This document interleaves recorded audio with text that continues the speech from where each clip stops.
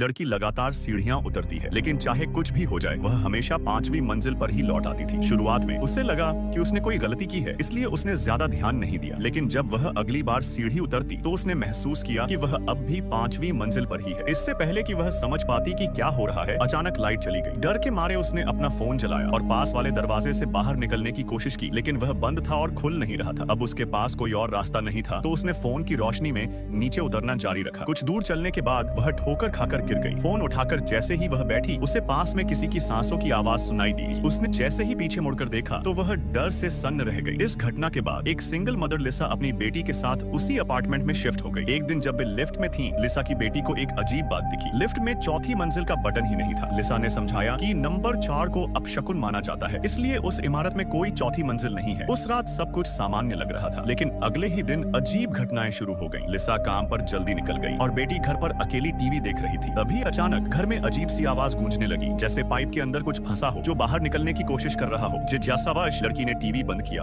और जांचने निकल पड़ी। जैसे ही उसने इधर उधर देखा, उसके पीछे एक अजीब आकृति दिखाई दी। उसे लगा जैसे कुछ गड़बड़ है। उसने पलट कर देखा, लेकिन वहाँ कुछ नहीं था। उसी समय दरवाजा अपने आप खुल गया। जब वह दरवाजा बंद करने लगी तो वहाँ एक अजीब सा बच्चा खड़ा दिखा। उधर लिसा को भी कुछ अजीब अनुभव हुआ। शाम को जब वह घर लौटी तो उसने दरवाजा खटखटाया, लेकिन जो व्यक्ति दरवाजा खोलने आया वह उसकी बेटी नहीं थी। जैसे ही उसने दरवाजे पर 3:04 नंबर देखा, उसे एहसास हुआ कि वह गलत मंजिल पर उतर आई थी। माफी मांगकर वह अगली मंजिल पर गई और अपने अपार्टमेंट पहुंच गई। उसकी बेटी ने डांटते हुए कहा कि वह देर से क्यों आई, और लिसा ने वादा किया कि ऐसा दोबारा नहीं होगा। बेटी को सुलाने के बाद लिसा को अजीब सा एहसास हुआ। उसने लिफ्ट में 5वीं मंजिल का ही बटन दबाया था और लिफ्ट भी 5वीं मंजिल पर ही रुकी थी। तो फिर वह तीसरी मंजिल पर कैसे पहुंच गई थी?